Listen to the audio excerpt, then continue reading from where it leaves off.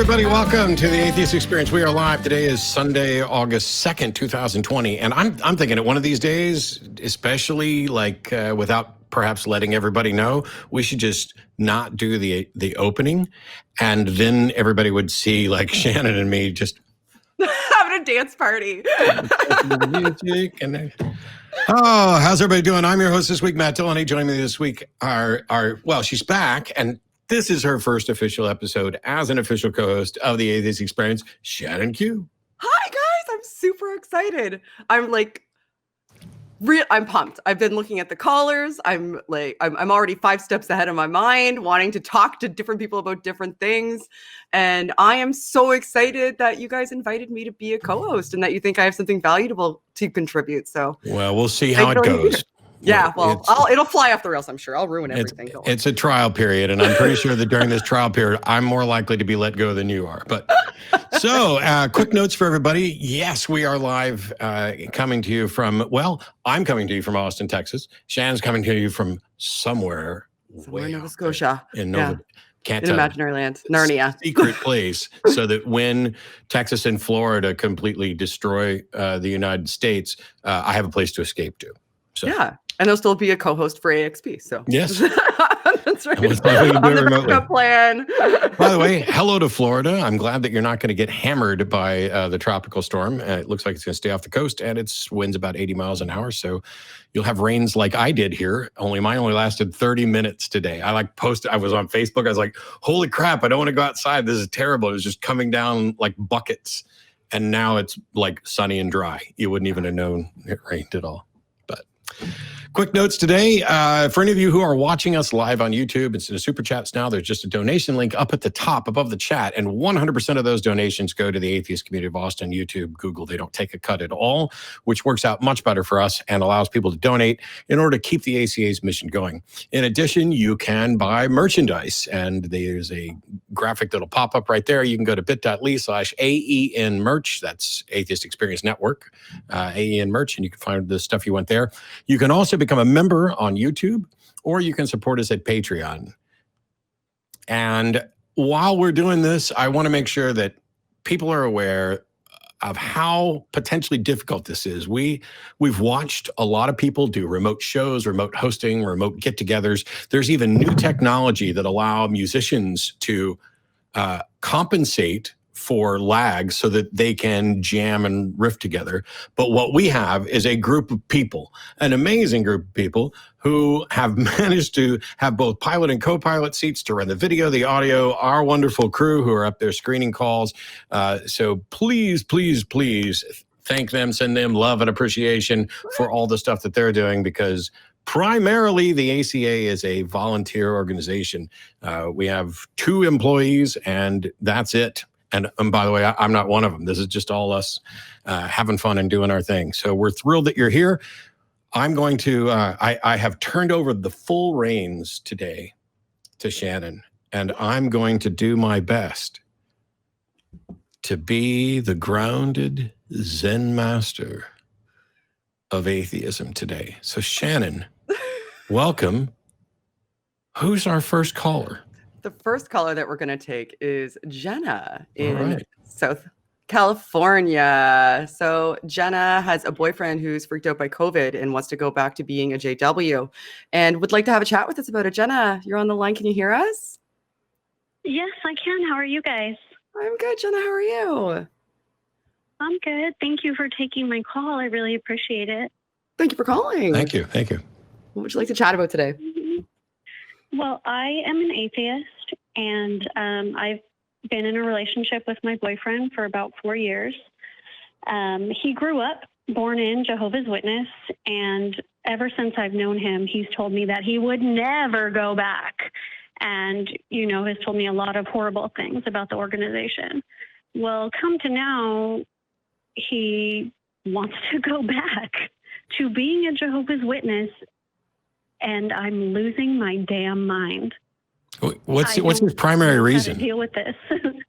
Is he giving like a primary reason? He thinks the world is going to end. No joke. He thinks the world is ending right now. He thinks the pandemic is, you know, I don't know, part of the Great Tribulation or whatever they think. Right. And he's freaking out.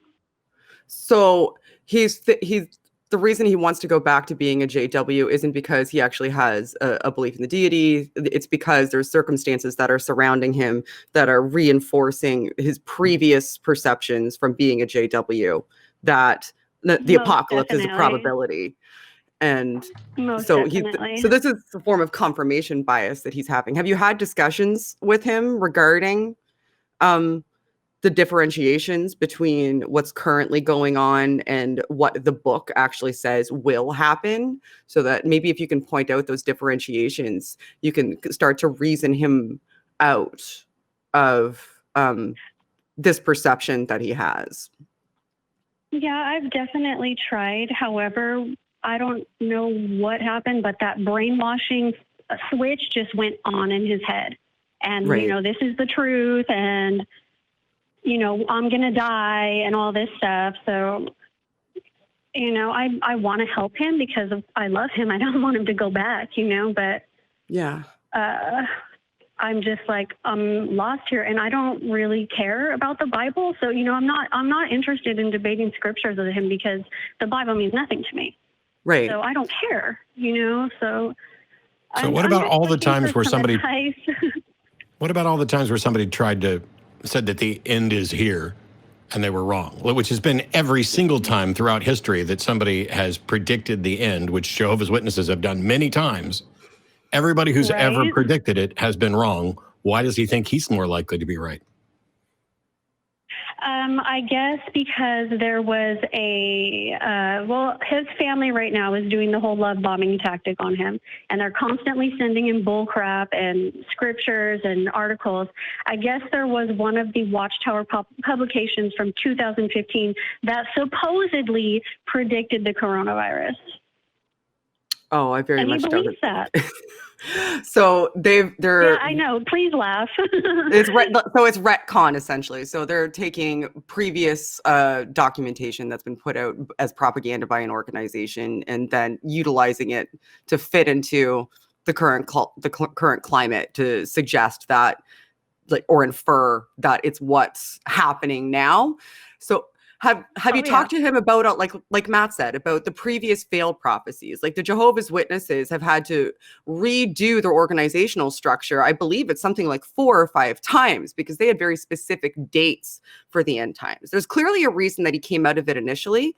So this is a fear response. Like, if he would have had that fear at the same time, it just didn't have this sort of external confirmation bias reinforcement that people are utilizing to manipulate him now, by the sounds of it. Is there any way that you can ask him questions about why he previously left and what caused him to come to the realizations that these end time prophecies previously weren't accurate, so that he can have some sort of internal cognitive map of, you know, why he left initially and why it was reasonable to do so, that he can refer back to? There's a couple other things. Yeah. There's a couple other things to address as well, which not just the fact that people have gotten it wrong, because maybe this time he's got it right or somebody else has got it right, but it's worth kind of pointing that out. For me, he stopped believing, and he seems to be like being fear pressured into this, not evidence pressured into this. And so if he cares about what's actually true, then not only should he be able to recognize that JWs and others have gotten it wrong repeatedly about the end times, but what kind of God does he believe in that would use a fear tactic to get him to come back to the fold as opposed to presenting actual evidence? If they think the fear tactic and the end times is so obvious evidence for Jehovah, then why doesn't Jehovah just show up and talk to us all? I mean, if they, it's kind of like, it's so obvious, it must be true. And yet we don't see that. Oh, trust me, definitely. I've said some pretty mean things about Jehovah in front of him. And it's like, I don't even know who this person is. And as far as like the failed prophecies, of course, I brought them up to him, and he's like, "Oh, well, you know, the brothers, they were just looking into it. They weren't true Jehovah's Witnesses. They were just looking too much into it." It's like they have an excuse for everything that they got wrong. Well, that's the thing about when you're lying and manipulating. It's easy to just make up reasons why you got things wrong, which is what these groups of people are doing.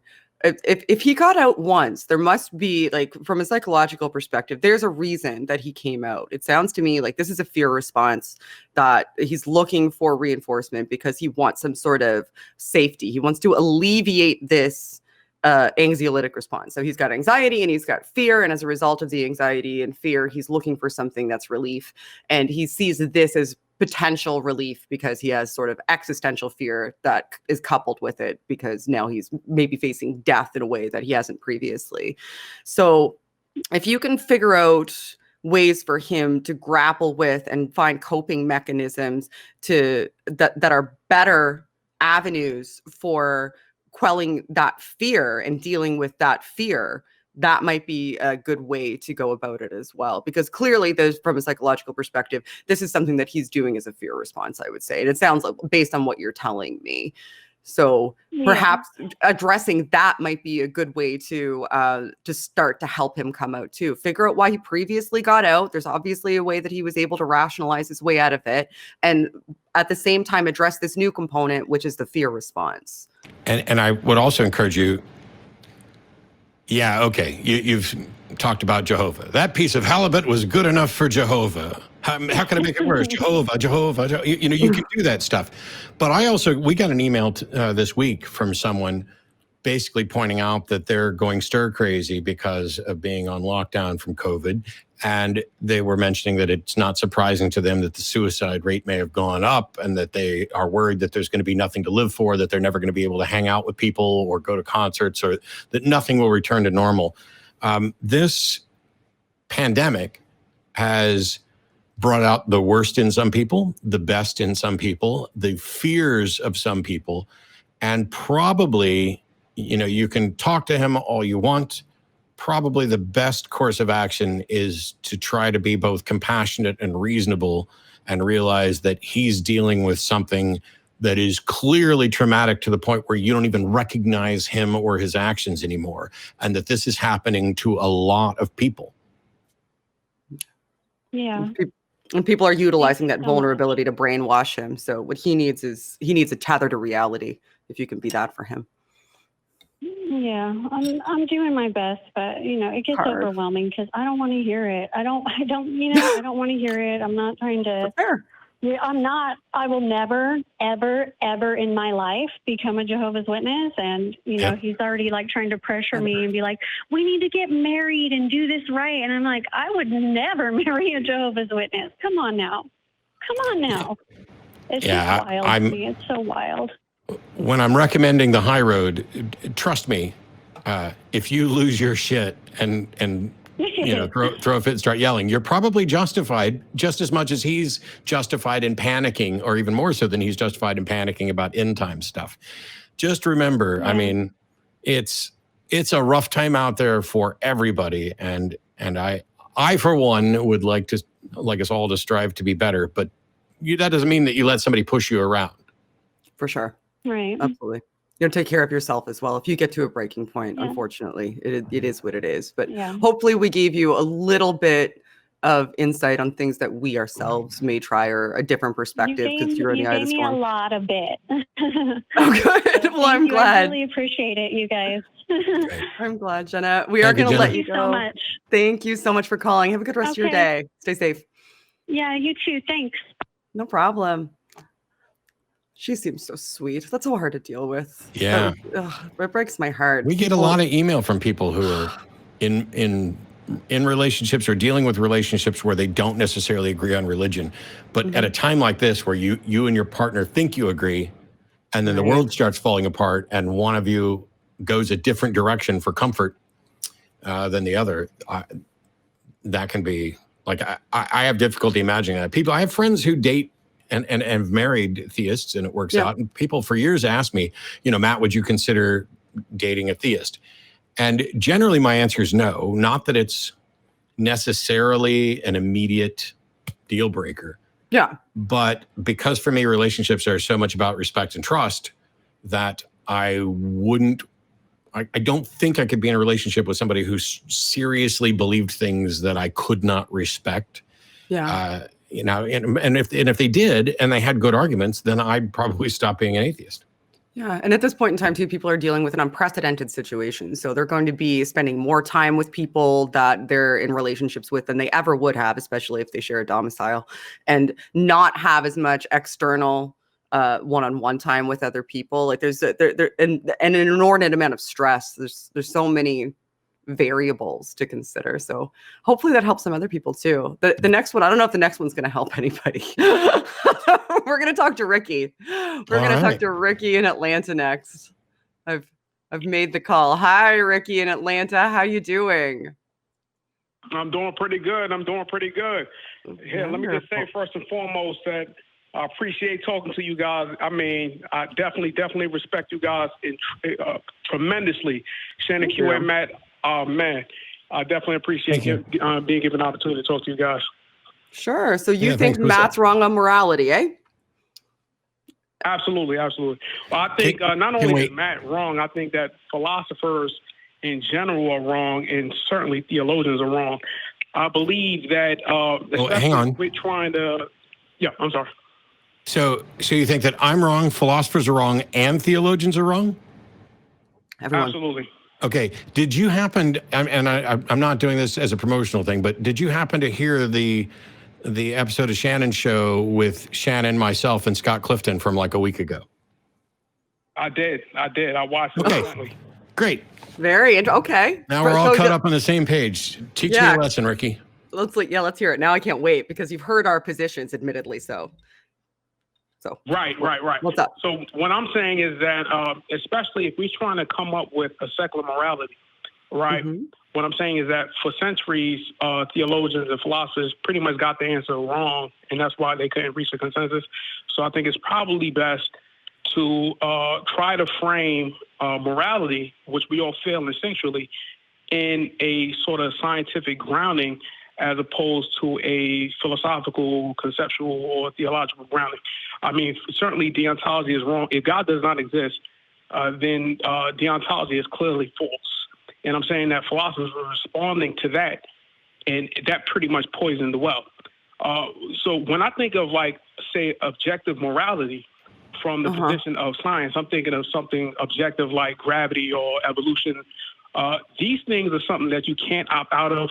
It's predictive of all past behavior of whatever it's talking about. It demonstrates what's presently taking place and is predictive of what's going to take place in the future. Okay, so Ricky, can we get to what your definition of morality is then? So we have some idea now of where you think we can ground a position of morality, but what I don't have, which I think would be more interesting to talk about, is what you think morality is. I think too many conversations about morality start off with just assuming everyone's talking about the same thing. So can we please start with what you think morality is and how you can ground it? Yeah, and if I can, real quick, I definitely want to hear your definition in this grounding. But just listening to you, I'm like, you called in to say I was wrong, and yet you seem to be agreeing with me on having an objective scientific grounding for it. So, give us a definition. Yeah, what's morality? Certainly. Okay, morality is, and what I'm saying is historically has been, whatever behaviors that lead to social cohesion is considered to be, amongst a group, is considered to be the good. And every behavior that leads to anything that is disjunctive to societal cohesion was considered to be the bad. Historically, I will wholeheartely, immediately, and with passion, reject your definition of morality, because you know what can lead to social cohesion? Martial law. What's that? Martial law and an elimination of individual freedoms. Getting people to comply leads to social cohesion, and I don't find that to be particularly moral. So your definition of morality is summarily rejected at the outset. Okay, and I would say that when it comes to martial law, if it does lead to social cohesion, it would be good. But in general, martial law, for example, if the United States wanted to institute martial law now, that would not lead to social cohesion. There'd be a lot of people who would be rejected. But your argument is that in an instance where there is social cohesion, it would be good. So thinking about situations where it wouldn't be good doesn't negate the fact that that's your position. If you define morality as that which whatever behavior leads to social cohesion, that means that the foundation of morality for you is conformity.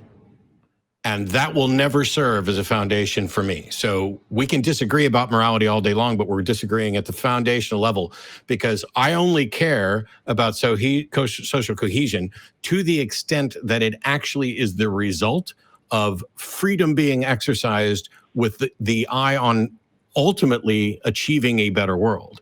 And I'm not convinced that social cohesion is necessarily a path to a better world. Right. What I'm saying is that historically, a path to a better world was never considered to be what people thought of as moral. I'm saying that if we look but at I don't care about that either. Contemporary society. You know, for example, most people have thought, or a good chunk of people have thought, that morality is whatever is consistent with the mind of God, and I don't care about that either. So if I'm talking about well-being. And if that doesn't qualify as morality for somebody else, then I don't care about morality. You have to give me some reason to care about it. And you're starting with whatever behavior leads to social cohesion. And that is not a foundation that I would accept. I agree. I understand. Now, from my perspective, I'm saying that this, right? And I agree exactly with what you said. But what I'm saying is that historically, if you look at human behavior, the way we behaved, that's what we consider to be good. And anything contrary to that is what we consider to be evil. So in general, I understand your position. Like if you have Ricky, that's not true. That's not true. How do you figure? You just said that if we look at it historically, those things that we did historically are looked at as good. That's not the case. I think that when I look back at history, I see things that were good and things were bad. And I see people pronouncing things good that were definitely bad and pronouncing things bad that were good or neutral.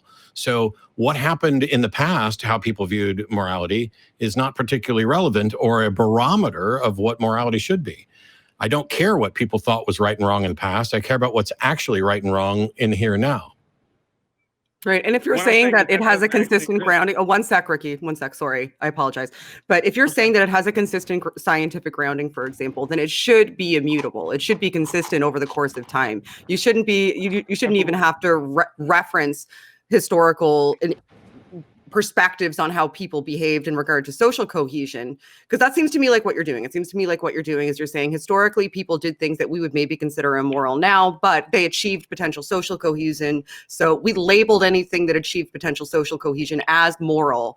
And thus morality to me is anything that achieves social cohesion, regardless of what that activity looks like. Sorry, there's a train going by my house. But that is not, that I don't think that is a really well-functioning version of any sort of definition of morality. You're essentially saying over time people have behaved in a certain fashion in order to achieve social cohesion. I'm going to label that morality and then say that that's grounded in science, but that doesn't inform anything about how people should behave. You don't get to an ought there. You just say how people behaved in respective to this particular goal is morality, but you don't. And we're going to label it that regardless of what that behavior looked like, and not measuring how those behaviors affect other people or why they would be good or bad. We're just labeling any of those behaviors that achieve that goal as moral. And that doesn't ever get you to an ought. It doesn't get you to we should behave this way. It doesn't get me to morality is. It gets me to, based on looking through history, this is what I think morality was. And that's not, and it still doesn't give me a functioning, working, I should behave in accordance to this way. This is good, this is bad definition that I think would be useful in any, but by any perspective of enacting morality in your life, which is, I think, what should be the most important. I think I can do that. If given an opportunity, I can lay out that case. But okay. I would begin with by saying that the is-ought fallacy is contrived from theology and philosophy, and it has no actual basis.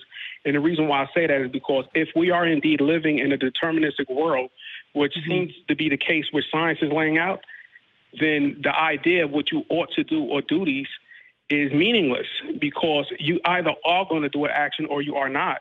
based on your biological imperatives and your experience. So what you ought to do is irrelevant. No, but the Humean induction is not about what you should or shouldn't do. It's about logic in general. So you're just saying you can't get fallacy. It's called the is-ought problem because no one has been able to come up with a way to derive an ought from an is that succeeds. Now, I would agree with you to some extent with you saying that if the world's deterministic, then ought becomes somewhat irrelevant. However, you've got an issue with regard to soft determinism, hard determinism, but moreover, we are still thinking agents and we are still reflective thinking agents.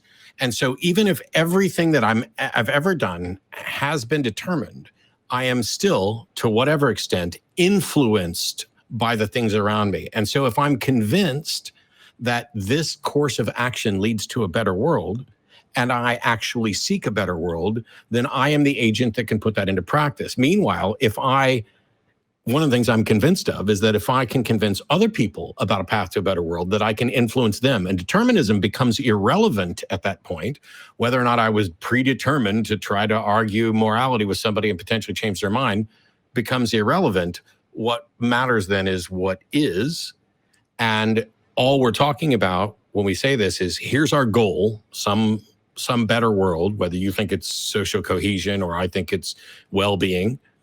And what path are we going to take to get there? Which paths lead us there and which paths lead us away from that? And you can't always tell.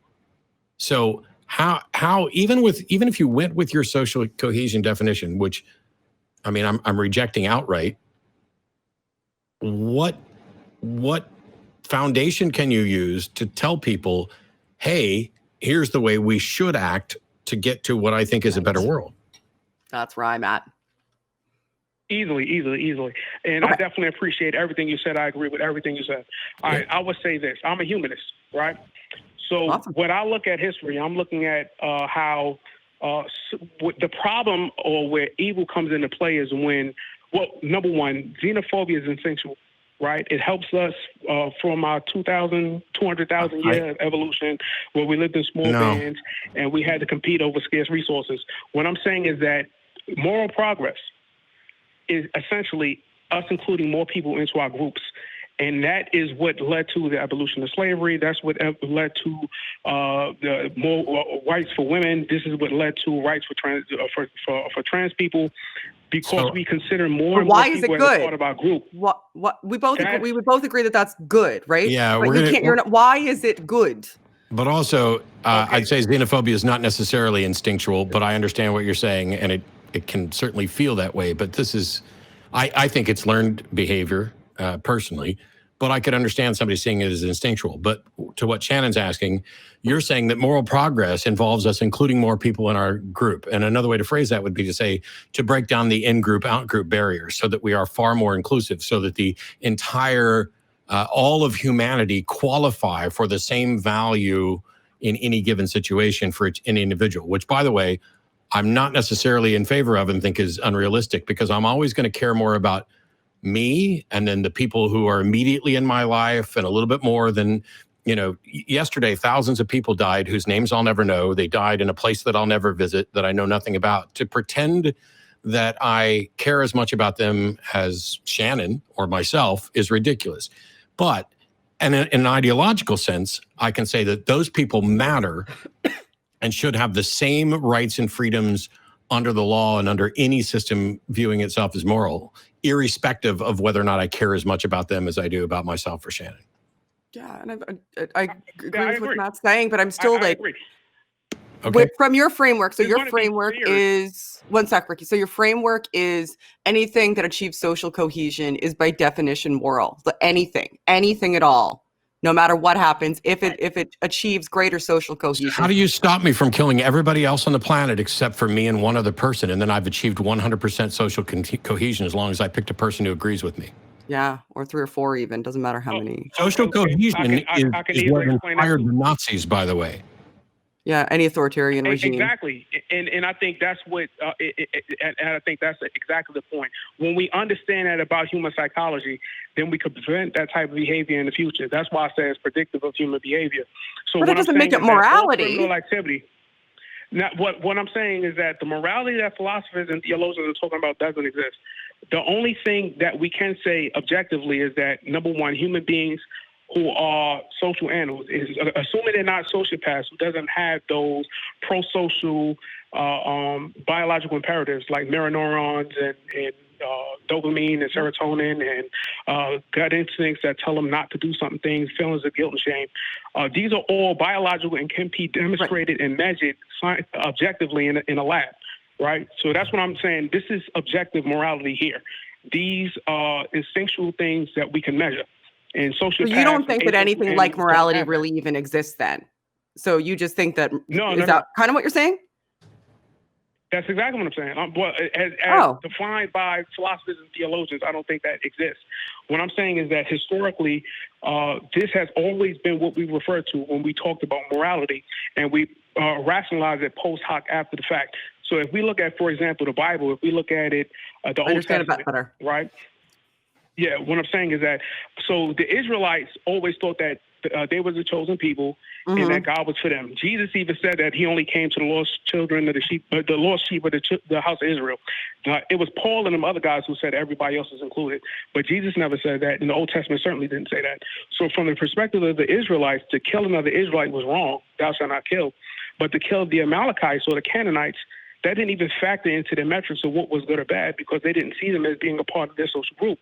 So what I'm saying is this explains past events. This also explains, like you said, the Nazis.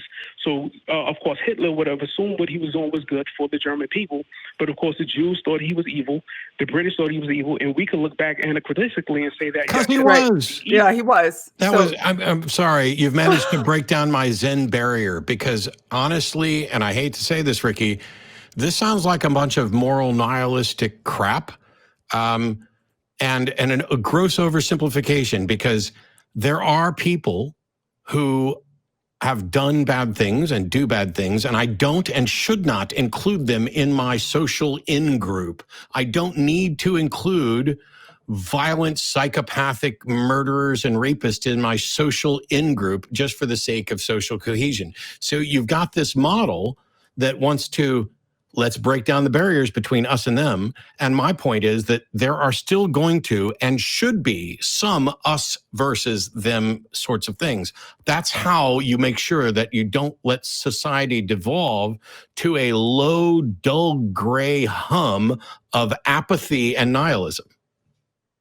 Well, no, I agree with you. So what I'm saying is, if you then stop calling in to tell me I'm wrong if all you're going to do is agree with me every time I say something. Well, I agree with you with that part. I don't agree with you with everything. For example, I don't believe that. For example, if we look at, say, the way we treat soldiers and the way we treat murderers, they do the same thing. They both kill, but one are treated as heroes and the others are treated as evildoers, right? One, of course, kill for the benefit of their society, which are the hero soldiers, and one killed for their own, their own ends, which would cause dysfunction in that society, and that's why we leave. I don't really need this. I don't really need this first grade level education. Either we've got a moral system that you want to advocate, or we don't. But I don't know what the hell this has to do with God or religion, or at this point, even morality. If you're just going to agree with whatever I come up with, while also advocating for a moral nihilistic, simplistic notion that all we need to do is break down barriers between us and them. Okay, agreed generally and disagree specifically.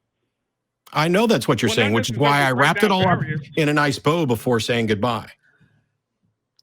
Yeah, I think what Ricky's saying is, if I'm understanding correctly, that he doesn't think that anything like morality really exists. He thinks that we've named things through history that benefited our groups as moral, and that's why it's changed over time, and it doesn't exist in any sort of like immutable sense. But it's always been something that was about social cohesion. So I actually don't even think that he's saying that you're wrong, because based on the conversation that you and I had the other day, that pretty much lines up. So I think that it was just like a confusing road to ultimately maybe agreement, really, because I don't think that Matt is wrong based on your perspective, because listening through, it sounds like you guys pretty much hold a similar. Well, except I'm not a moral nihilist. And I'm not going to go for simplistic notions of social cohesion. Right. And I'm not going to say that morality is something that could actually result in the Nazis being on the right side of things. So no, we're not that much in agreement. No, I meant the Nazis are wrong. You have no basis and no foundation to say the Nazis are wrong if your foundation for morality is whatever leads to social cohesion. You cannot say the Nazis were wrong. No, what I'm saying is that the highest good, of course, would be for all human beings to consider themselves as a part of the same social. But that's just like your opinion, dude. Right, and I could justify that too. So I'm saying that that's what we ought. That's the whole point. You can't justify it. No. I can justify by saying this: that human beings have value, and because human beings, human beings have value. Of course they do. I even listen to you say the difference between intrinsic and inherent. They have value. They have value to me, but they don't have any intrinsic value. Well, let's say they have systemic value. So if they have systemic value, simply because that either they can be Albert Einstein, but that's still subjective. There's no imperative for any individual to consider another human being as valuable. We just tend to associate with the people who do. Right. What I'm saying is it's wise that we include more and more people into that circle. And the people who want to reject that, I would agree. Who don't want to do that, we can then punish them because they're causing disjunct to our society. So we have a right to then lock them up. We have a right to... I think that's the right we exercise, but it's not like we have that right intrinsically. You see, there's so many stopping points here that it's like you've got a good idea that just halts. So why don't we stick a pin in this? Right. I understand that you have to talk to other callers. And I think that if we was to go through those points, I would be able to convince you to be honest with you. Maybe not, but I think I can. I pretty much guarantee you won't. Maybe Ricky, we are going to have to let you go, but maybe like shore it up a little bit. Instead of approaching the conversation as you're wrong, maybe, have a presentation about what you think, what your morality perceptions are that's a little bit more tied together, because it took us a little while to even get to the point that we knew that you somewhat agreed.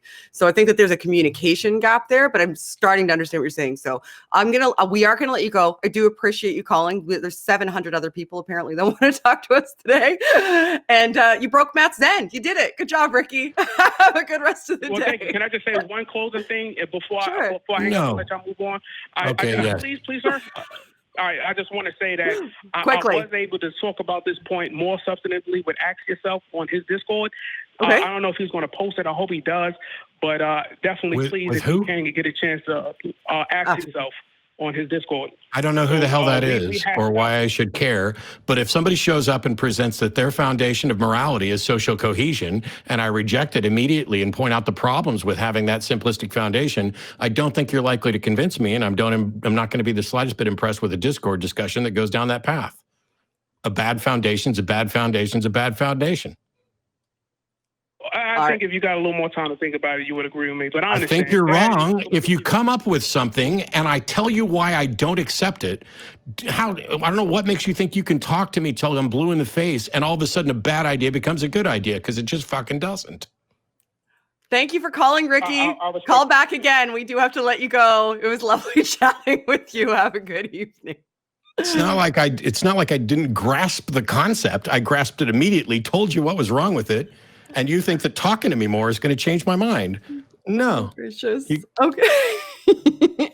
I did break my zen, but you totally broke your zen. I don't think that I'm anywhere near a problematic anti-zen level. So no, please, you aren't. You are. Pick out a good one. I'm proud of you, actually. Pick out a good one. Okay.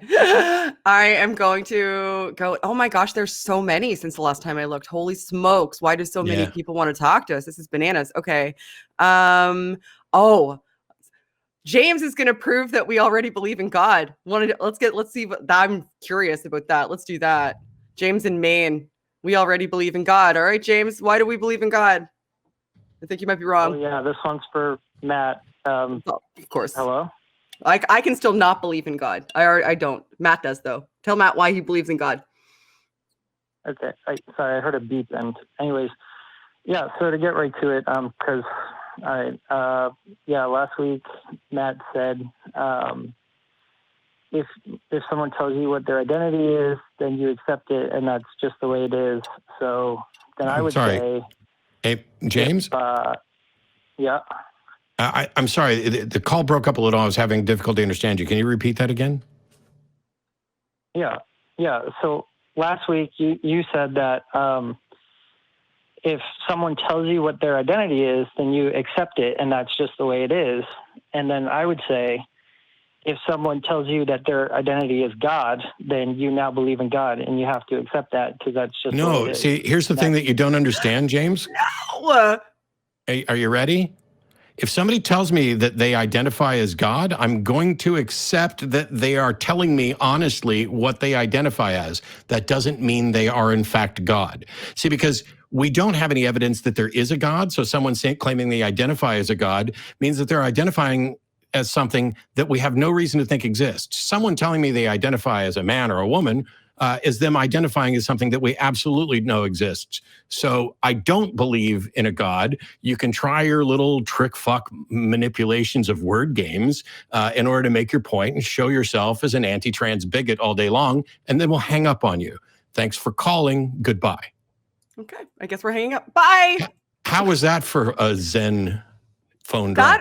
That's infuriating to me when people use those types of arguments. That call definitely deserved to be hung up on, because I don't want to explore that path, really, to be honest with you, because people's perceptions of gender are very much real and they're evidence-based, and you can point to them and what leads into those perceptions and how they're constructed. You can do research on it. Somebody saying that they identify as God is not even in the ballpark of the same type of thing. So when somebody thinks that that's a gotcha, that's if you're weaponizing the fact that people are already struggling with these misperceptions because people don't understand what it even means to begin with, in order to attempt to weaponize that bigotry to prove a point that is a foolish, dumb point. So I'm going to have to make a point that no matter how much I strive to be Zen Master Matt on occasion, if you call in to fat shame people, body shame people, slut shame people, if you call in with bigoted, racist,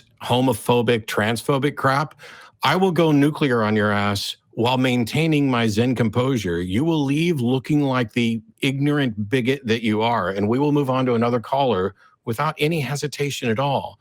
And I can do all of it without picking up a bong or anything, because you people are beneath me.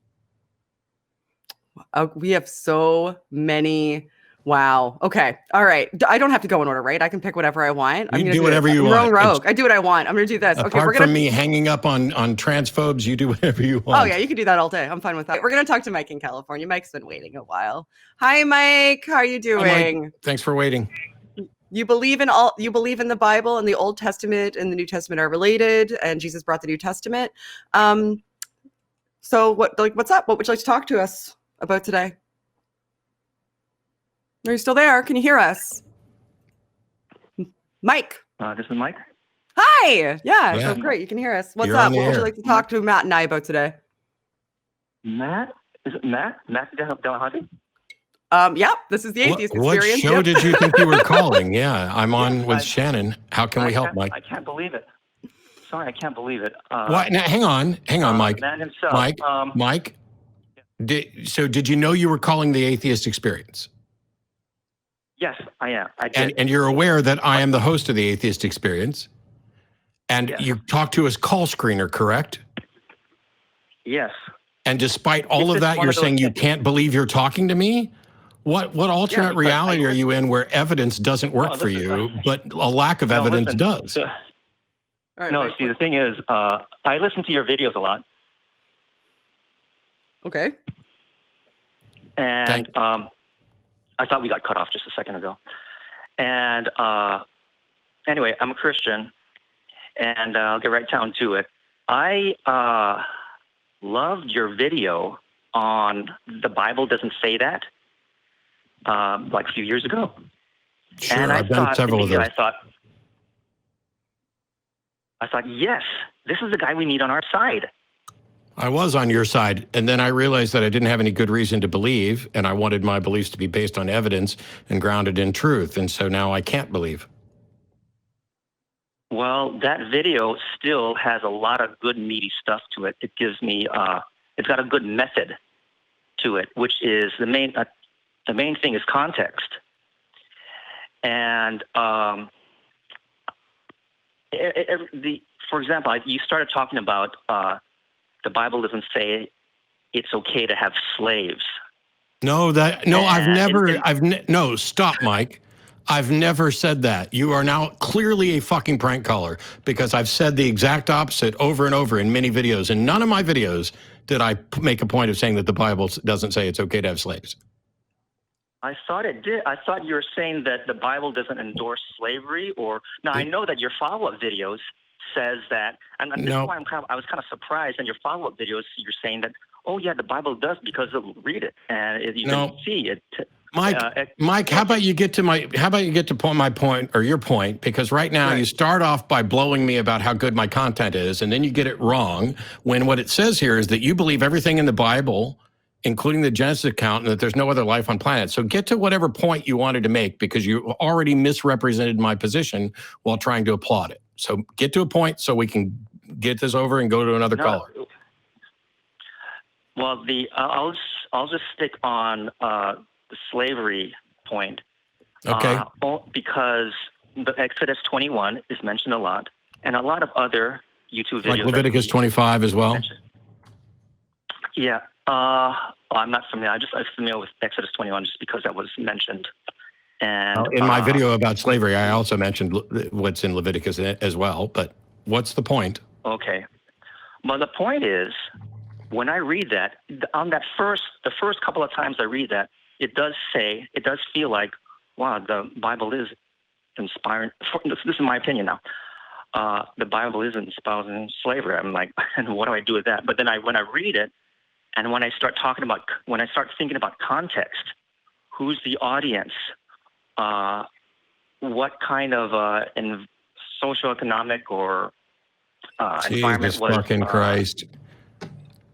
What? And so what does the context have to do with anything? Like, what context could possibly set it up so that it is morally correct to own another person as property and be allowed to beat them as long as they don't die within a couple of days? It's not. Hang on. I'm not saying that it is. But that's what the Bible advocates. I'm reading that in the context of that, in the historical context, in the Hebrew. Okay, Mike, stop. Stop and listen, because you're going to break my zenness. I asked you. You said you looked at it in context, and I said, what context could possibly make it morally permissible to own another human being as property and beat them as long as they don't die within a couple days? Please tell me the context that makes that morally permissible, because that is exactly what the Bible advocates. No, I'm not saying, okay, so there's no context for that. I'm not saying that that's what the Bible is saying. I'm saying that's what the Bible says, because the Bible fucking says it. Well, the Bible also says in the few other verses, if you buy a person and sell them, that you're supposed to be stoned. No, it doesn't. No, it doesn't. No, it fucking doesn't. Congratulations on completely busting my zen. You don't know shit about your own book. You didn't watch my video on slavery. I go through it verse by verse. The verse you're trying to appeal to is one about man stealing. However, if you read through Exodus 21, it specifically has two sets of rules. One of them for if you buy another Hebrew slave, when you have to let them go, how you can trick them into being your slave forever. And then it has a separate set of rules for non-Hebrew slaves. You shall buy your slaves from the heathen that surround you, and that they are become your property to be passed on to your children, and that you can beat them as long as they don't die within a day or two. That's what the Bible says.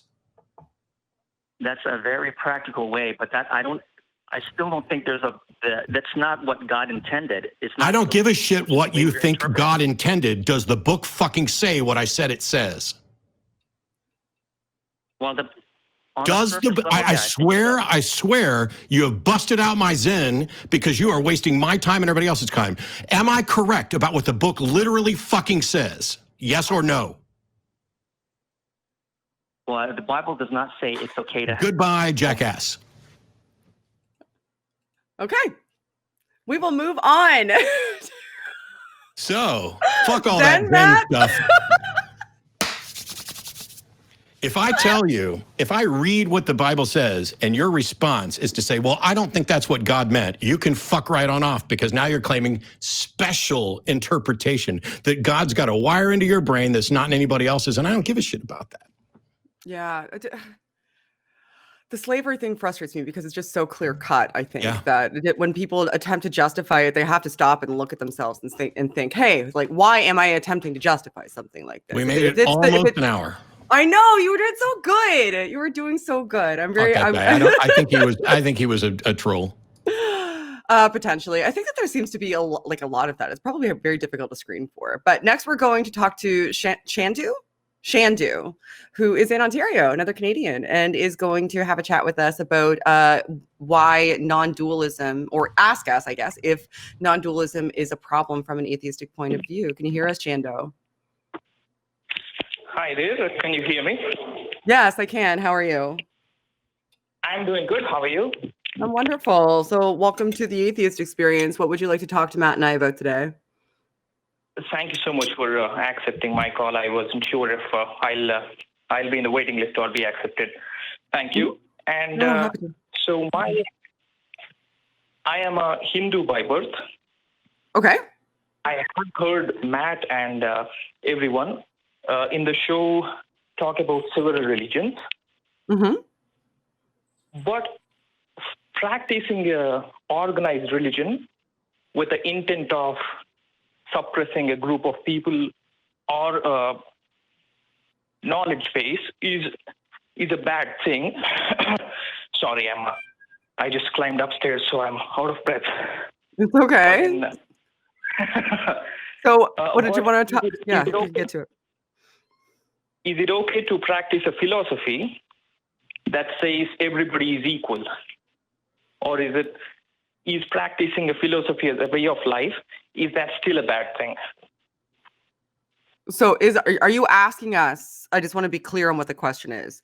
If you have like a worldview, a life philosophy, a way of living that perceives everyone as of equal value, is that a beneficial perspective to have? Is that what you're asking? Yes, because that is pretty much what non-dualism says, that there are no two things. Everything is one. So if everybody had such a perspective, is that still a bad thing? So you're arguing that I'm trying to see a few steps ahead to where you're going. So to non-dualism, what do you mean by in non-dualism? Can you elucidate that for me? Because it seems to me that you're asking me if I have a worldview that perceives everybody as of equal value, is that good or bad? And then if I say yes, then you can say, well, I have this worldview that has that as a component, and thus you just said that worldview is good. So before we get to that point, which is I think what you're angling at, I would like to know what you mean by it. Non-dualism is a ancient sort of branch of Hinduism before it became too compartmentalized, which kind of says that there are no two separate things. Like the core tenets or the core principle would be that the God or like an entity, let's say, that guides everything, and everything else that is being guided, it's all the same thing. Like, for example, let's say a concept of let's say a concept of mathematics, right? I came up with this, so it might not make full sense, but I'll try to. Sure. So let's say you are starting with a mathematical equation, and you have a certain equation on the left-hand side and a certain equation on the right-hand side. Okay. And once in a while, you will prove that both of these are equal using variables, right? Like in algebra and all. Okay. Sometimes you prove that both of these things are equal based on constants. And in some cases, we have to use some undefined things, like infinity. We will use the concept of infinity to prove that an equation on the left-hand side is equal to the equation on the right-hand side, and it helps out in the calculations, right? Yeah, sure. So where are you going with when in regards to humans and our relationship to deities with the analogy? Because I'm not with you there yet. Sure. It's not about any particular deity, because I don't want to like narrow anything, because I think that is what is wrong with religions. Okay. Like narrowing it down to any particular thing is where things. I'm having some difficulty trying to understand what the point ultimately is, though. Let me jump in. Yeah, I got it. Go ahead. So let's say Hang on. If you could use. Shandu? Go ahead, Matt. Yeah. Yes. So atheism is a single position on a single issue. If you're convinced that a God exists, you're a theist. If you're not convinced a God exists, you're an atheist. Dualism isn't a problem for atheism. Non-dualism isn't a problem for atheism. Materialism isn't a problem for atheism. Supernaturalism isn't a problem for atheism. The only thing that's a problem for atheism is if there's actually good evidence for the existence of God, and if that's the case, then atheism definitely has a problem. The dualism issue is irrelevant because it deals with something else. Now, if you want to ask, as a skeptic, as a science-minded individual, is non-dualism a problem? No. Is dualism a problem? Maybe. Okay, got it. But the equation where I was going with it is, if you could use a non-defined object like infinity to prove a mathematical equation, then to get to the final answer, if somebody were to discover themselves using I reject math that treats infinity as a quantity rather than as a concept. So for me, if you're doing an equation, infinity can't be in there. I understand that I'm at odds with a number of mathematicians, but for me, infinity is a concept. And when you try to use it in an equation, you are making a mistake because you are quantifying something that is inquantifiable. So I don't know what your math example was trying to go with, but I'm going to reject it out of hand too. And I'm sure I'll get hate mail from mathematicians. In the end, like we won't find an answer to infinity or anything. It won't be a certain number or anything. Like if the infinity gets canceled out in the end, I'm not a mathematician too, I'm a chemist. But then if it gets canceled out in the end, while giving you a true value, is that still a bad thing? Well, it would if it's an accurate answer, then it's an accurate answer. So when it comes to math equations, there's no good or bad answer. There's just right or wrong answers. So I still don't understand the analogies. Like I'm not getting to your point. Yeah, it's worse too, because when you say if it cancels out in the end, that means you had it on both sides of the equation and it was irrelevant. Right. So why put it in there at all? That's how things cancel out when they're irrelevant. Yeah. We're not getting anywhere here. I apologize, Shandu. Yeah, I really don't understand. I don't even understand what your question is ultimately here. Like for us regarding our perspectives on things. Like Matt's right. Being an atheist is just the answer to a question. It doesn't inform you anything else regarding a position that either one of us or anybody else who identifies as an atheist might have. So if you're asking us what our perception on non-dualism is, instead of using the analogy regarding mathematics, why don't you just tell us what your perception of non-dualism is and ask us if we agree? Sure. Like I was trying to explain my understanding of it, but then non-dualism pretty much defines a few characteristics. Okay. Such as it says God, as defined by the non-dualistic way of life, is about three things. It's about Sat, Chit, and Ananda. Where are you getting this? Because you're now saying that non-dualism has a God definition, and this is the first I've heard of it. Now, granted, so why don't you email tv@atheist-community.org and send a link to whatever philosophical papers you're pointing to where non-dualism has a God concept, because I'm completely unaware of it and I don't feel like spending time on it right now.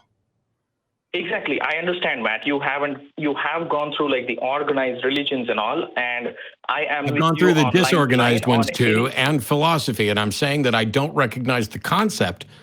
These two concepts that you're trying to tie together, I don't recognize them as being tied together, so send me a link. I will.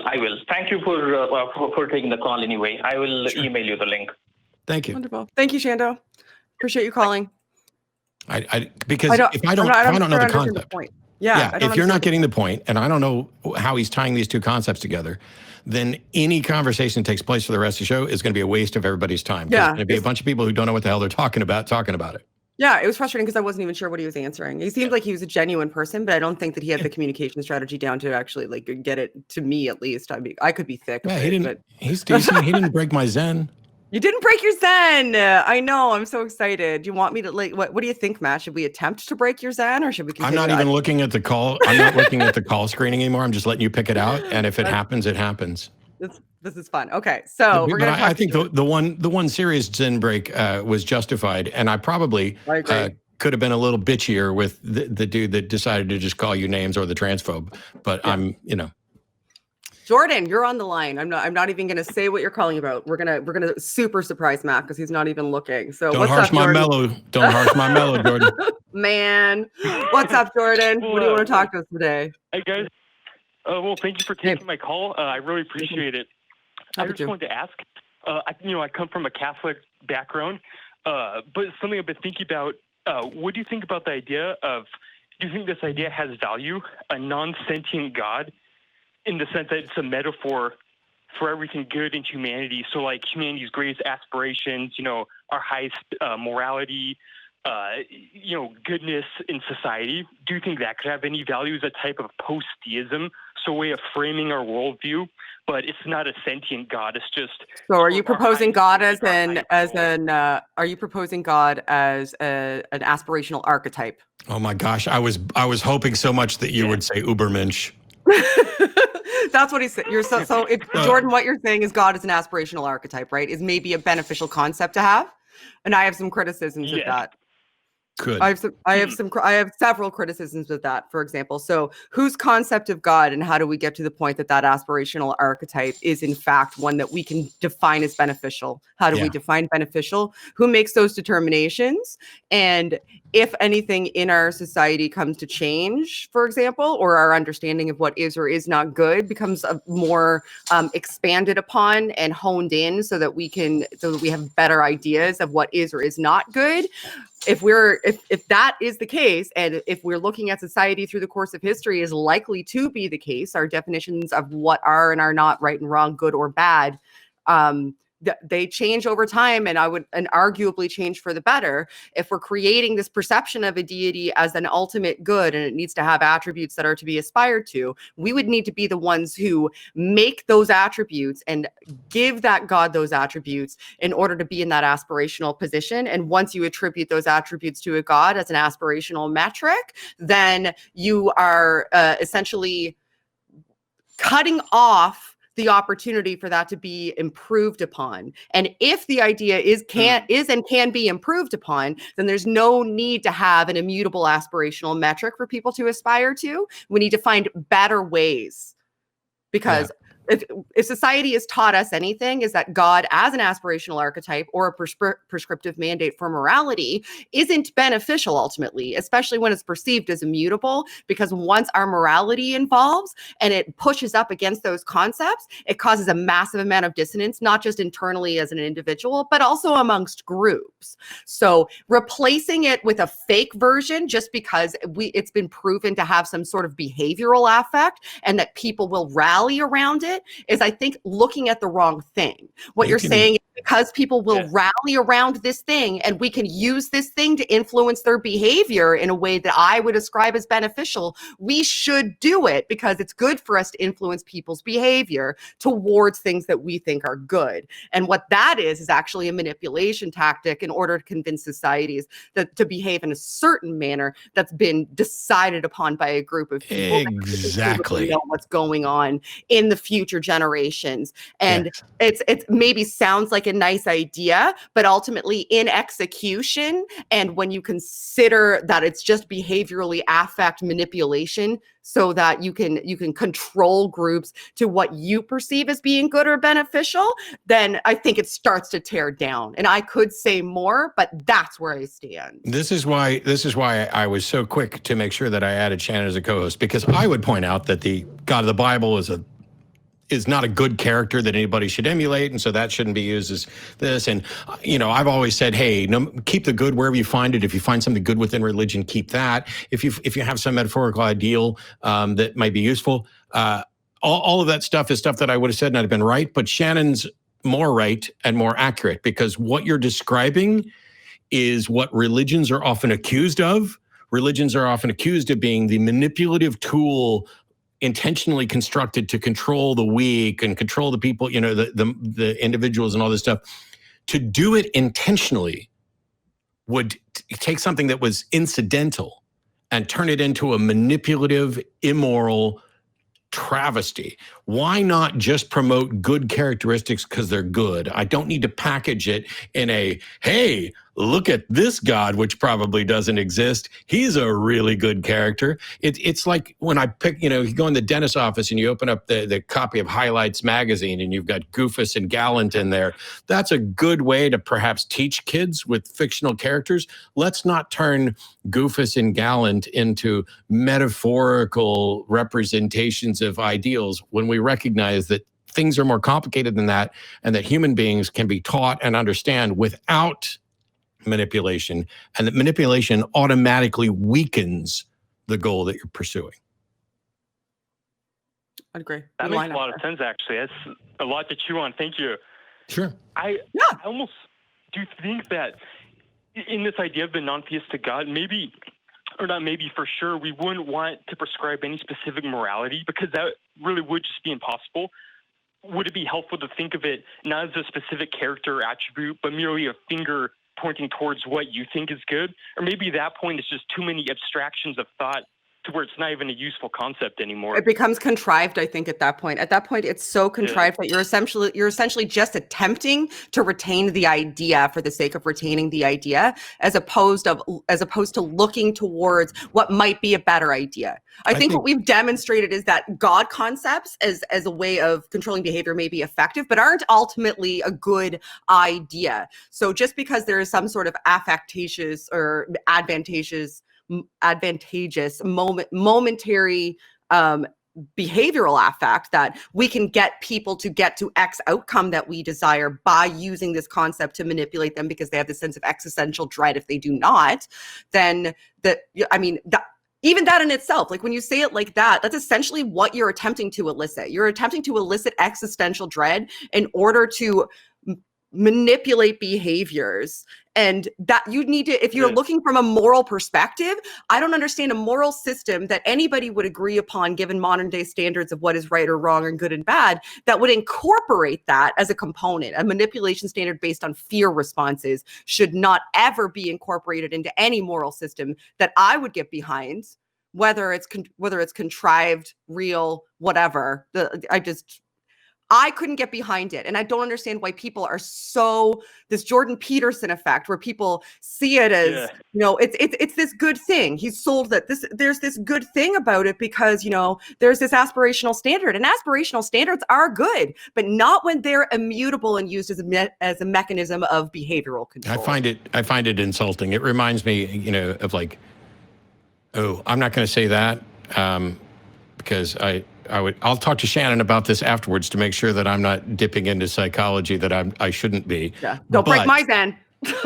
I didn't need anybody, I'm pretty sure, I didn't need anybody to tell me that it was wrong to kill people or explain to me why they thought it was wrong to kill people. I'm pretty sure that is a simplistic enough thing that most people are going to intuit it. That there are some people with abnormal psychology who are not going to intuit that, but largely that's the case. And I think that even the people who are like, I needed a God to keep me moral, are full of shit, because I think if they figured out that there's not a God, they're not going to run around killing and raping people. Now, there are other issues that are a little more complicated, and can we use shortcuts? Yeah, but I can't advocate for dishonest ones. The biggest reason being that if you convince someone to do a good action for a bad reason, when they find out that the reason is bad, what happens to them? Are they now wandering, floundering with no foundation? Give people good foundations for good things. Yeah. Don't trick people into being good. Convince them why they should be good. Yeah. Explain it to them. Yeah. You wouldn't want that to happen to you. Sorry. No, you're all, honey. Go ahead. Makes a lot of sense. Because in the God that I'm imagining, it would be. That's my favorite way to say it, by the way. It would be like say that one more time. Sorry. The God that you're imagining, Matt said that was his favorite way to say it. What about the God and say like Khalil Gibran's The Prophet? Like it's more like mental incense in a way. It's not really like a sentient God, but it's more of a way to frame an atheistic worldview in a poetic way. That book is literally on my would you say bedside that's table a right now. helpful- It's a lovely book to read. It's literally on my bedside table. I could actually go get it and bring it I in. can read poetry and be inspired. I can look at paintings and be inspired. I can see art and I can see messages, and I can watch an episode of Buffy the Vampire Slayer and take a moral lesson from it without having to be told that any of the characters in there are real. I can watch episodes of Star Trek and easily determine that Janeway was an immoral fucking monster for killing Tuvix. Yeah. Without having to believe that those characters were real. We can use stories and should use stories because that's what draws people in to put them in the place of those characters. But we don't have to lie about it. And that's the part that I'll never sanction. I'd agree. Makes Like sense you're to me. essentially saying that these concepts are effective ways, like it's good to have aspirations. And in the past, it's demonstrable that gods have been an aspirational component of how people view the world. And do you think that I don't have aspirations? Somebody who is an atheist, somebody who doesn't believe in God concepts, do you think that they suddenly become devoid of aspiration? Because if you're arguing for it, especially not believing that God concepts are real, if you're arguing specifically for their utility and not for their truth, then you would have to me, demonstrate that there's a reason why you should lie to and manipulate people. Because if you do not lie and manipulate to people, they will not have aspirations. You're essentially saying it can't be replaced with anything. But there's millions of people around the world who are atheists who have aspirations, who behave in accordance to what you would agree to as a moral standard, I would imagine. And proposing these as a necessity doesn't ever wash out for me, because once you put them under critical analysis and don't just think of them as nice concepts to discuss, then they start to fall apart on their face, because what you're utilizing them for either already exists and can be replaced with a secular standard, or is nefarious in his intent and should not be proposed under any circumstances, because the intent and how it will be used is not something anybody should ever do or want. Makes sense to me, actually. Yeah, I appreciate that. I feel like talking through it helps clarify the thinking. That gives me some good stuff to chew on. So thank you guys.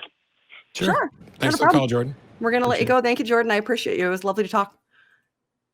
And I didn't even get called a bad name. Jordan. Well, that's what happens when you get nice calls. There's a couple of these that I think we can probably take quickly. Like, hey, here's my question, and then here's an answer. But why don't you go? You go. Go take one, Matt. I'm going to give you the reins. Give you the reins. I'm giving you the reins. Gosh. You're looking now. You're in charge.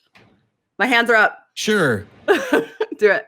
Greg in Ohio, you had a question for me about who I thought Jesus Christ actually was. Oh, interesting. Yeah, Matt. Hi, Shannon. How you guys doing? Hi, Greg. Good. Yeah, I'm not convinced. I'm fine with the notion that there may have been an actual historical figure there. I'm not necessarily sold on the idea. And so until it's demonstrated that he actually existed, I don't know that he did.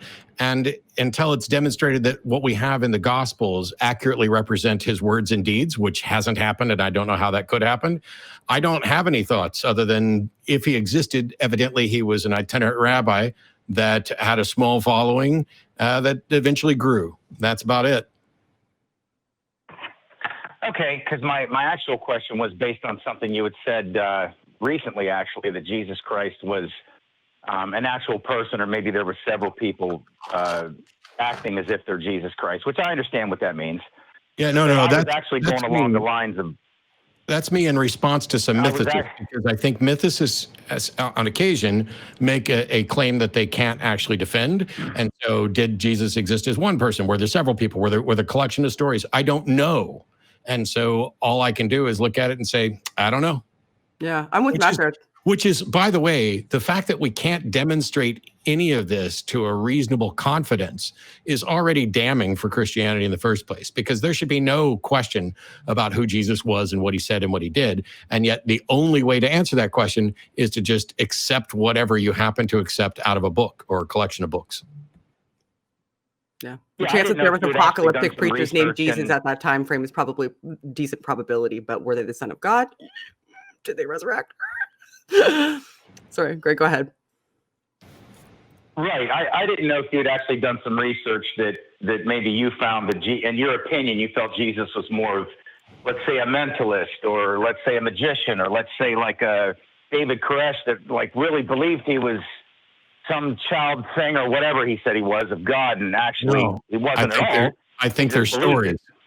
I think they're stories that we don't have evidence to support that they actually happened, and I think some of them are patently absurd. I just did a video recently about loaves and fishes, and the two accounts of the two times people showed up, followed Jesus around, and nobody had any damn food. So let's get 5 loaves and 3 fishes, 7 loaves and 2 fishes, and turn them into enough food to feed thousands. I think that's an absolutely asinine, ridiculous, unrealistic story that no reasonable person could believe actually happened, let alone that it actually happened twice. Gotcha. I tend to look at the Bible more metaphorically than literally, but I can certainly see the issue there, of course. Yeah. Anyway, thanks for the call, Greg. That's Appreciate all I it. had, though. Thank you. All right. Bye, Greg. There, see, I told you I could do one quick. You pick. In fact, yes, you did. You intuited that quite accurately. All right, let's go with, let's talk to Journey.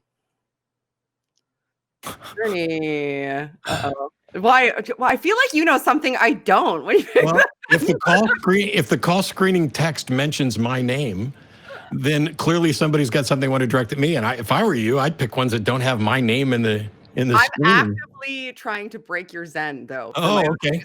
So that's why I'm picking this. If In you that don't want case, that to happen, I would take the reins back, because in that case, Journey in North Carolina, you have been chosen by my co-host to attempt to break my Zen. So welcome to the show. How can I help? Well, it's interesting that you mentioned that, because you broke my Zen when you hung up on me the first time. It was a feeling of losing, that you lost your patience with me. And I was really so devastated that I stopped watching the show for a long time. I've come back because I wanted to bring some of that up. But again, my original point was to define terms for the sake of having a more coherent conversation. Okay. And I really like listening to you guys speak. If I was to have the moment to speak, the issue is the word God and what that means. It means and different. I was hoping Journey to have, because Journey? if your shtick is to have an acknowledgement. Journey, I muted you for just a second because I want to make sure we're clear on something. We don't define God. Whoever's calling in to defend a God defines that God, and then we'll discuss that God, because God means different things to different people. And so if you have a God were you literally just talking out loud the whole time I had you on hold? It didn't even get to that point, because it did get to that I'm not trying to point. I'm literally looking at the fact that I muted you. So tell me what God you're wanting to defend, and we can discuss it. Right. The word God. Simply the word God. Okay. No definition whatsoever. No definition whatsoever. Journey, that's the stupidest thing I've heard all day. Go ahead. That's the stupidest thing I've heard all day, and I've heard some pretty stupid things, because now you're saying that you have a word, but it has no usage, nothing that you can use to describe it, which means that it's an absolutely useless term. So you waited all this time to call back in because you were upset that I hung up on you before, and now you want to talk about a God that doesn't have a definition. You're going to be really mad when you realize that I just hung up on you again. All right. Zen broke. No, I don't think I broke my Zen. I think that was a justifiable, I think I'm good. Okay, fine, whatever. Let's see if this one does it. Actually, this one won't. I want to talk to this person. Let's talk to Alex. Yeah. It shouldn't break your Zen. I really think Alex deserves our time. Hi, Alex. How you doing? Can you hear us, Alex? I know you've probably been muted for quite a while. Are you still there? Alex, we have you on the line. Can you hear me? Yes, I can now. Hi, Alex. How are you doing? Hey, how you doing? Sorry, I had my headphones in, so. It's okay. What would you like to talk about, Alex? There's a lot that goes into my question, but what I think There's a lot that goes into what I think I'll do is I'll just give you the overbranching topic. Hope it doesn't sound too crazy. And then you guys can ask for more elaboration. I'll tell you about my backstory if need be. Long story short, can you still hear me? Yes. Yes. Okay, cool. Basically, I needed help fully distancing myself from modern age spirituality. And there's a particular reason why it's hard to separate myself from it. The main reason is I don't want to sound, drastic or dramatic, but I have certain types of mental illnesses, and I was raised in church and then left church. There's different reasons in between there and stuff. Had some troubles in my life, and then, modern age spirituality and stuff kind of helped me deal with those things. But now listening to you guys and studying stuff about psychology and especially cognitive biases, once you get into that, it's almost over for a lot of things. Yeah. But as someone that has certain mental illness, no, I'm just agreeing. Because it's like, as someone that, struggles with mental illness, spirituality has kind of been, just to use this example, an armor for me in certain ways. Like my particular area I was born into is... It can be a safe place to turn for some people until they realize that it's not what they thought it was. And then it can be more deleterious because they've lost a safe place to turn and don't know what to replace that with. That's a very real thing that people with mental illness struggle with when they come to realizations regarding how they think about, perceive, and approach religious belief. Sometimes it can be a haven. But I think one of I understand. I think I maybe understand a little bit of your point, and you can tell me if I'm wrong. When you're breaking from spirituality, particularly if you suffer from psychiatric disorders or other forms of mental illness, where a component of your perceptual, your world perception and your self-introspective perceptions are intertwined with your perception of religion. Once that becomes disentangled, because you've already been doing so much of the hard work of coping with the mental health issues that you may have, and potentially leaning on religion as a crutch, finding something to replace that spirituality component of your coping strategies with can be incredibly difficult. But what I would argue, and I think there's some evidence is correct, is that if you're utilizing it as a coping mechanism, whatever beneficial aspect you receive from it as a coping mechanism can be kind of shored out, and you can replace it with something that's a little bit more solid in its foundations, like something introspective.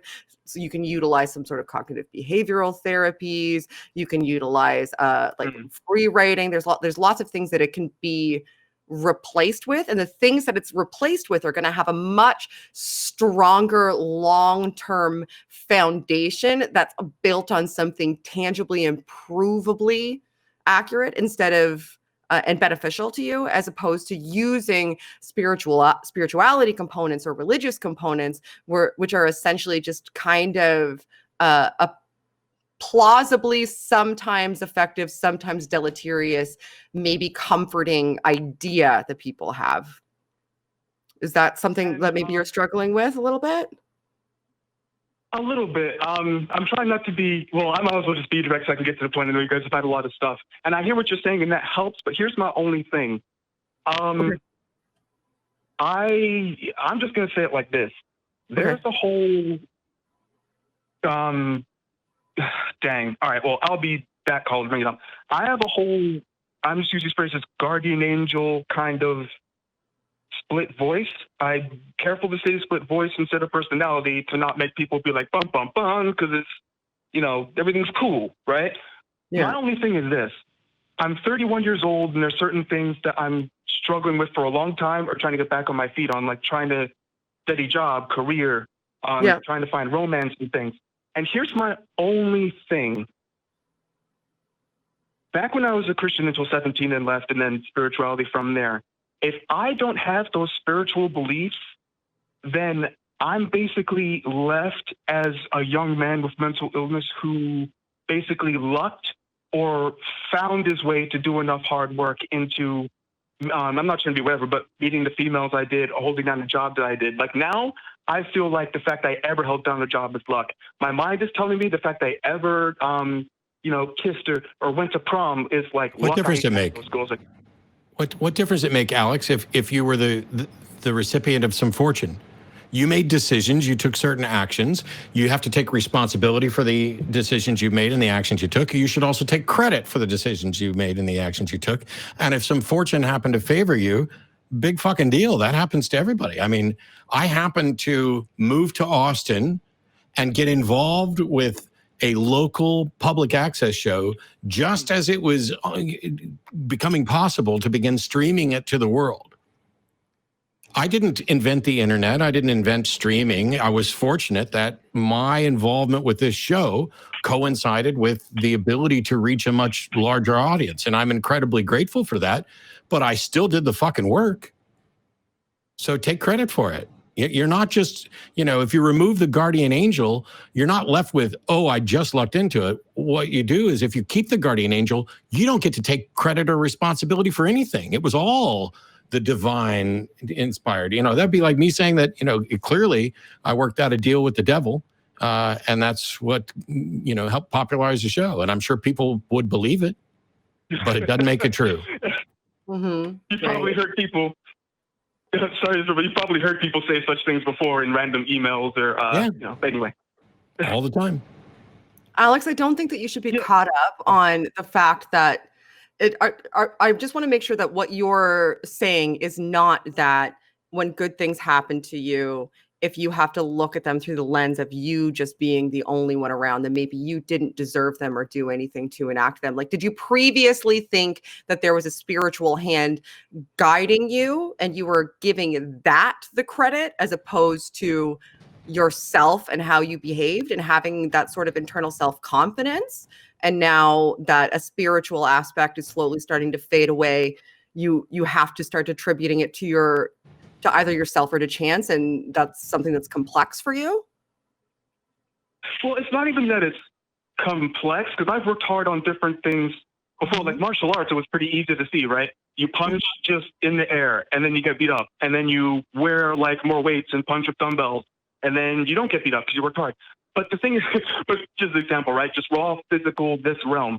But here's the only, I'm trying to say it and get to the point that's like, if there's no angels, if there's no gods, if there's no nothing, if I've been talking to a guardian, I'm trying to whisper because I'm in my parents' house and stuff, but if there is no such thing as spirituality, then that means I've been talking to myself and giving myself advice for all these years. Now, like you said, I worked hard on that advice. But I'm trying not to be that guy on the air, but like, can you see how that can kind of give me some I don't want to say breakdownage, right? But something to realize that you're basically. It sounds like you're lacking in self-confidence and a capacity to appreciate the fact that your thoughts definitely have value to you and are the results of thinking, and that they're not always going to be correct.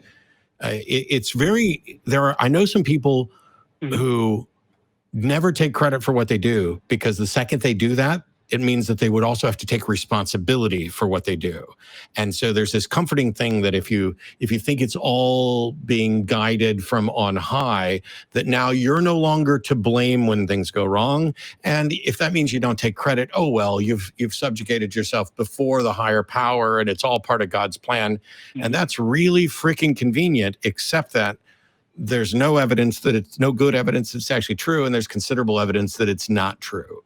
And so while you're kind of uncomfortable coming to the point of giving yourself credit, granted, I'm suspicious as to how much of it is based on the recognition that you will also have to take blame. Okay. Also, I'm hearing you say something that I've grabbed a pencil. Apparently, I love this.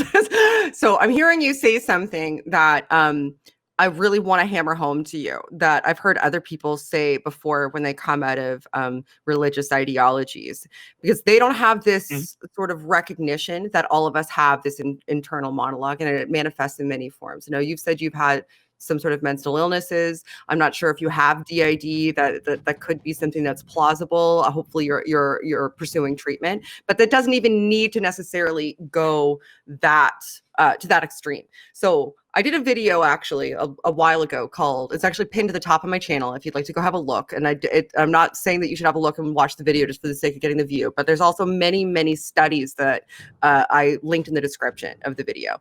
And those studies have to do with how we attribute the affect of our internal monologues. So we have we all talk to ourselves for the most part, unless you have a disorder, that about what we're doing. We have this running monologue in our mind that we can kind of interact with, so we can have an effect to it. Now, if you have a religious ideology, if you have a religious belief, for some people will attribute the other side of that internal monologue to them being able to communicate with God. But really, it's the same internal monologue all of us have. It's just a misattribution error. Some people are labeling that internal monologue we all have as a deity, and some people have this understanding and recognition that we all have this sort of internal monologue. Now, if you gave that internal monologue attributes, it's incredibly feasible, and it's not even super uncommon to start to assign it attributes. And maybe even it have some sort of individualized personality during interactions. If that becomes too compartmentalized, then it can become disassociative, and that is an issue. And that's something that, irrespective of whether or not you are somebody who is spiritual, you really should seek some sort of counseling and diagnostic therapy regarding, because it could become a bigger issue later on down the line. But if it is like a lower order internal cognitive dialogue that you're having, that we all have day to day, and you're just assigning attributes to the other side of that introspective monologue and labeling it a dialogue instead, it's not something that you should be concerned about or afraid about. And because religion gives you this scaffolding where you have this priming preconception, it's already framed psychologically that you're going to be able to have some sort of communication standard with this deity that cares about you, for example, then it's very, very, very common that people will use their internal biases, and you said you study biases, in order to give that aspect of their internal monologue those specific attributes, because they have this expectation that that's a thing that's going to happen. They're looking for it to happen. And this component of how our cognition already functions can kind of be a stand-in for that. But it's not delusional thinking necessarily. It's just a false hit. It's a false positive. On that note, yeah. So on that note, Alex, we're gonna put an end to the show here in just a second. I want to make sure that you get mentioned this. I actually watched a video on people who are saying that they don't have that internal monologue, but that's a separate issue, since by and large we tend to almost everybody has it, and there's some oddities. I'm worried here because we're gonna have to stop the show. Shannon's got to move on, and I've got to move on, and we appreciate the call, Alex. I just want to make sure that no matter what you think about what is or isn't real, that you don't fall into a trap of not acknowledging your contribution to your life, whether it's credit or blame.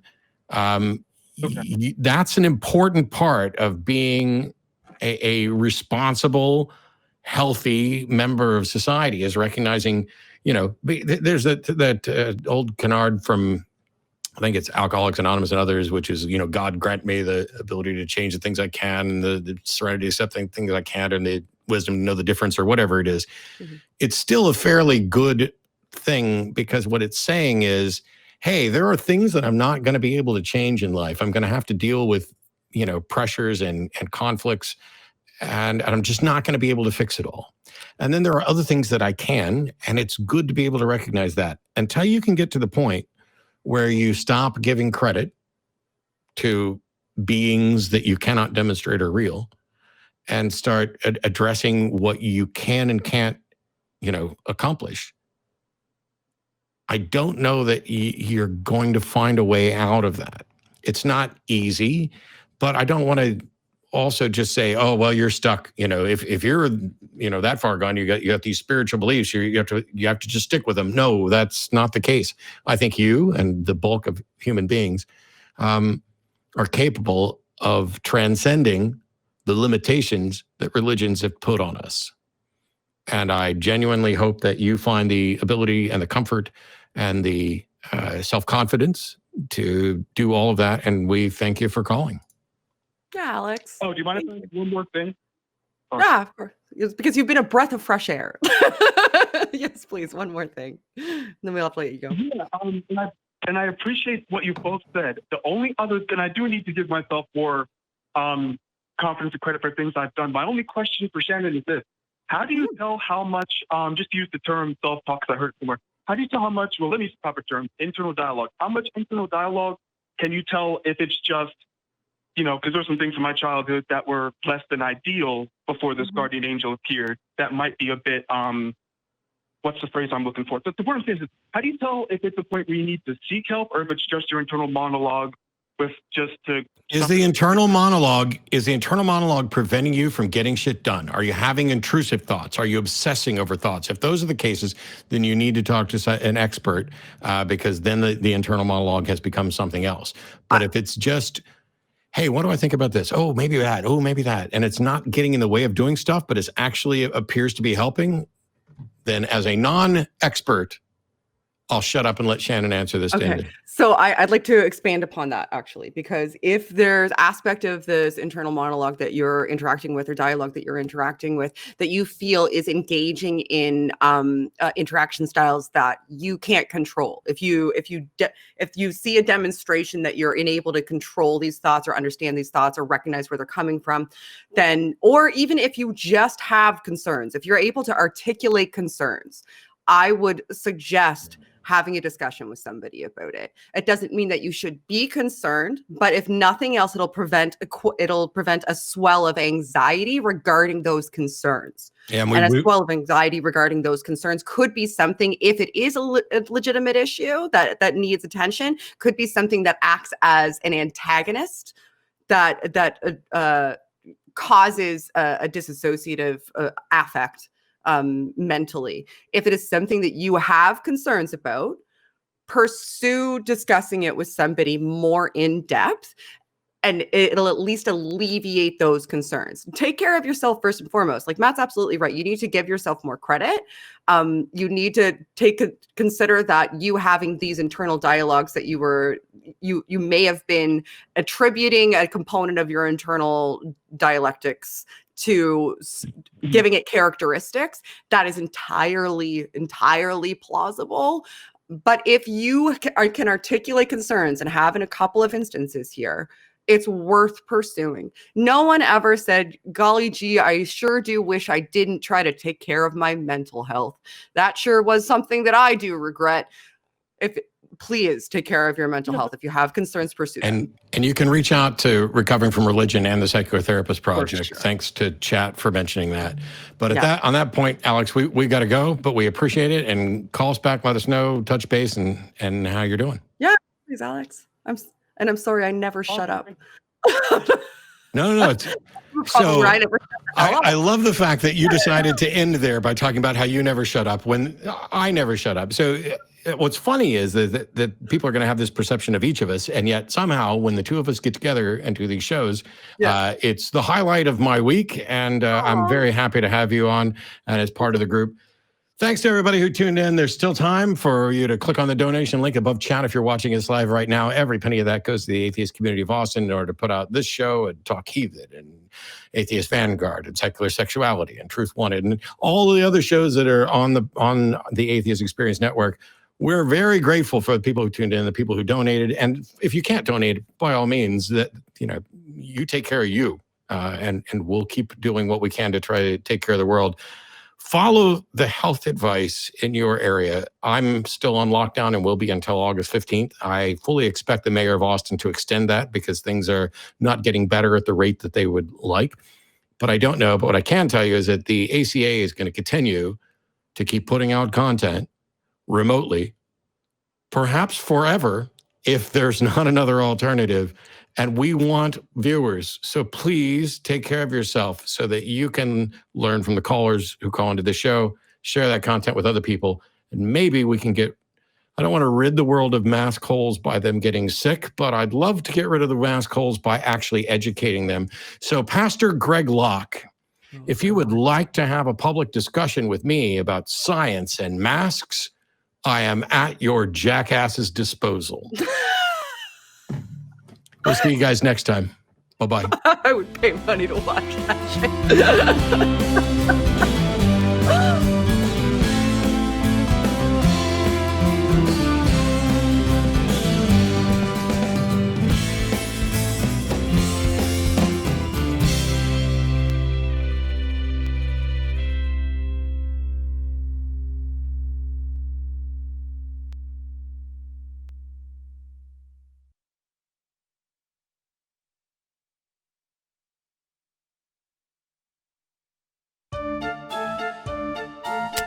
What are we doing, man?